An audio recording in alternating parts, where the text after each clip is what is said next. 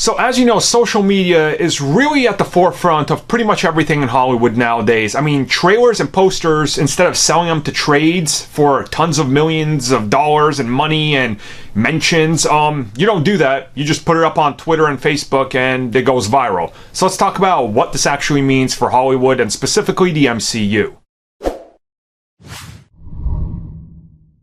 So look, getting into specifically the Avengers brand as Infinity War came out this year, and of course Black Panther before it, there's a significant push for social media. Naturally, these movies make a lot of traction and traffic and drive sources towards clicks.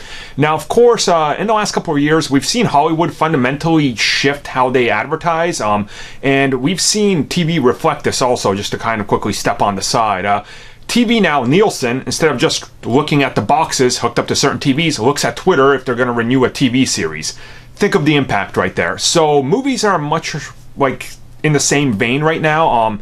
Essentially, if you're getting a lot of mentions, good or bad, you're getting a lot of traffic, so you're constantly remaining in the top so people have awareness of your brand. And this is something that we've seen this year as Black Panther and Infinity War are both driving the market towards the most mentions in this year in the industry, which is really important. Now at the same time, you can go, I'm connecting the pieces and I'm going, okay, well naturally the brand is so strong that there's no stopping it, which means it's going to make so much money, yada yada yada, down the road, which isn't necessarily true. A few years ago when Batman v Superman was announced to go head to head with Captain America 3 at the time, which turned out to be Civil War, Batman v Superman was beating Civil War almost 4-1 in mentions, and everybody was like, see? They're gonna win. The war is over, DC, this is where they fight back. And in the end, it ended up being the other way around, where Civil War made double the amount of money.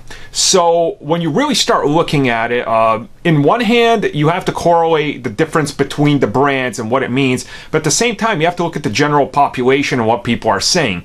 If it's the same people talking about it, who cares? But when it's a worldwide trend and remains there for the majority of the time, you have to think about what that means, and you have to reflect kind of in the real world. And when you just look everywhere, and everybody knows who Iron Man is, it's kind of important, right? But at the same time, how many, top rappers or something that end up going to jail remain the most mentioned thing in the news for 52 weeks? They don't.